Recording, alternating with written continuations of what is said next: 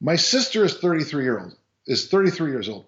She is 5'4" and she weighs 118 pounds, 118 kilos, sorry, which is 260. She has been obese since about almost a decade.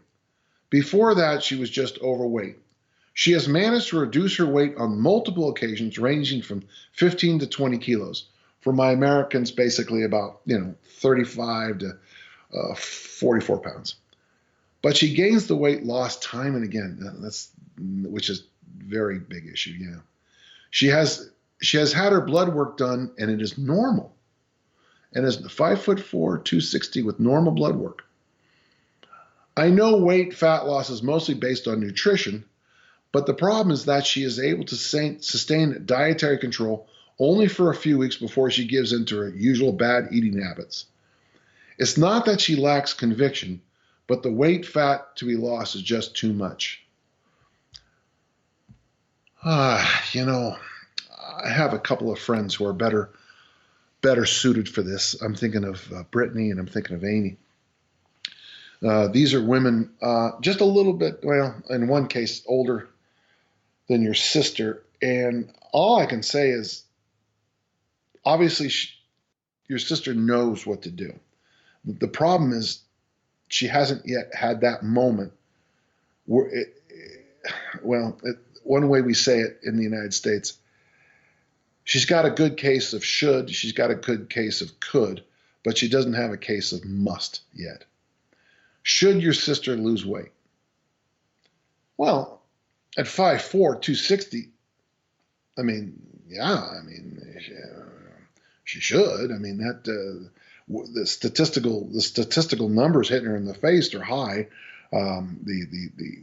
Once she starts sliding into what we used to call, I think they still might use the term syndrome X. That's the high blood pressure, pre-diabetic to diabetic. That's the high cholesterol. That's that whole cascade of things that happens when you with obesity. So should she? Now, could she lose weight? Well, yeah, according to what you told me, she's lost 20K before, so she should be able to do it again.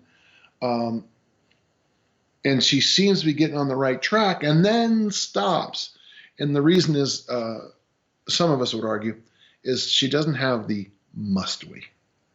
There's a must moment.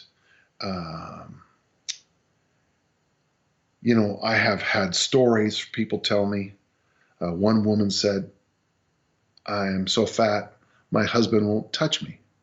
And I didn't know how to respond to that. And yet this woman still made no attempt. So having her husband not touch her did not incur a must moment in her life. And yet when you talk to people who've been overweight and have lost 100 pounds, all of them have literally a moment where everything changes. One woman, it's when her child said, I don't like you at school, mommy, because you're fat. And that was the must. That was the must. One of the easiest ways, I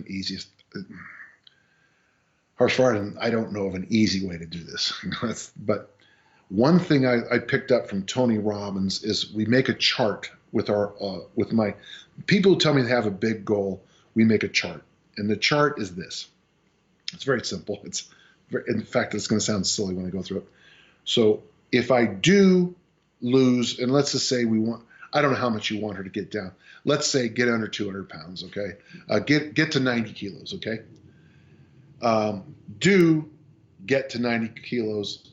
Don't get to 90 kilos. The pleasure of that, the pain of that. And then you fill in the chart. And I've done this before on this podcast, but it's worth your time. But when you sit down with your sister and you say, what would be the pleasure of getting to 90 kilos or 80 kilos or whatever the magic number is? Well, the pleasure might be she fits into better clothes, or she isn't in pain when she walks, or whatever those pleasures are. You write that in. Then you drop down, what is the pleasure of not getting the goal? Now, when I first say this, people always go, what do you mean by that? Well, I would say this to your sister. Well, obviously you get a lot of pleasure by weighing 260. Otherwise, you wouldn't keep coming back to it. Boy, does that piss people off, man. Holy cow. You want to offend someone? That's how you win. Right there is how you win. Wait, you must be getting pleasure because staying here, you're staying here, there must be some pleasure. Well, and she might say, well, I get to eat anything I want. Okay. You are choosing the joy of comfort food or food versus not eating those foods. Is there any, and the next one over now is pain. Is there any pain in getting your goals? You know, Harshvardhan, I'm one of the rare people in the world that's actually gotten the bulk of the goals they ever set up to have. I bet you I'm batting in the high 90s. And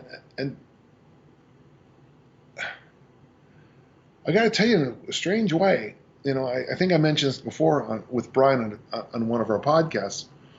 You know, you're sitting there in a dorm room at Utah State University. It's been the thing you've been working for day in, day out for the past 6 years. And it's really loud because the freshmen are all jerks and we're all going to fail by the first quarter anyway. And they're all partying, they're getting drunk, they're throwing up in the hallway, and you know, you're missing your family, you're missing your friends, you're sore as hell from training, you can't sleep because the dorm is so loud, and then you have to remind yourself, this is what you wanted. There's a lot of pain in getting your goals. I mean, you have to give up a lot. You have to sacrifice things that other people do. I'm not saying it's bad. It's just that there is pain in getting your goals. I'll tell you another pain is no matter what I've succeeded in my life, some jackass will always walk up to me right after I win the Pleasanton Highland Games or the national championships in Spokane. Almost within minutes, someone walks up and says, so are you going to, and it's, go to another Highland Games the following weekend, come back next year and defend it. You know, they do that at the Olympics all the time. You got that gold medal around the neck, and some jackass reporter says, sorry, to come back in 4 years and repeat it? And it's like, dude, I barely had this thing on my neck for 5 minutes. Can I enjoy my 5 minutes? And then the last one is there pleasure in not getting, is there pain in not getting your goal? Is there pain in not getting your goal? This is a good one to focus on. And this is the one I want you to spend some time with your sister is, what are the pains by not trying this again? What are the pains? I'm no psych guy. It's just not a skill set I have. But this is how you get people to that must. I must get this goal. Yeah, I failed on goals, man. I have. But it doesn't mean I haven't had the strive. Now, earlier in this thing, I talked about the process. And one of the things I think that's hurting maybe your sister, maybe, is that instead of focusing on the results from now on, I want you to focus on the process. And the process is going to be this. The process is, let me just tell you how I would do it. Every night I would write up a to-do list, you know, a couple hours before we go to bed for her next day. I don't know what she does for a living. I don't know what her family situation is. But what are the things she needs to do tomorrow? So to clear that head, okay? And then from that moment on, she's preparing for sleep. I'd love it if you maybe go take a sledgehammer, go into her house and break every television set, break every computer, break every iPad.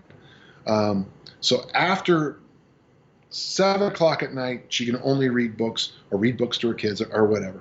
No TV, no blue screens, no nothing. And she has to sleep 8 or 9 hours a night. When she wakes up in the morning, the first thing she needs to do is take a moment aside and be grateful for something.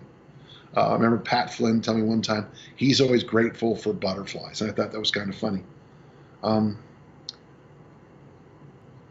so grateful this year for so many things. That's actually hard for me to get through that every day. I've had such an interesting year. You know, I buried my brother one Saturday, and the next Saturday I walked my daughter down the aisle at her wedding. That gives you a lot to think about. And then, okay, so sleep ritual, good night's sleep, be grateful. And then she has to drink water as her major beverage all the time. I'd love to see her do something like intermittent fast every day. Try to have fasting windows of at least 16 hours from last night's dinner to her first meal. I'd love it if she would exercise. I'd love it if she would stay focused on vegetables first. You know, it's the old joke I always tell people, I have this perfect diet. You can eat anything you want. But first, you have to eat 2 pounds of salmon, a whole carton of cottage cheese, a dozen eggs, 1 pound of salad. You see where this is heading, right? A whole carton of blueberries. And then after that, eat anything you want. Originally, it was like 14 items. If she is proactive with eating the good food first, drinking water first, eating vegetables first, eating protein first, fasting first, good things will happen. I'd love to see her fast, do some form of exercise, pardon me, and then eat. Your question is not unusual. You're not the first to bring this up. And sadly, you're not going to be the last. And I'm here to help any way I can. Thank you.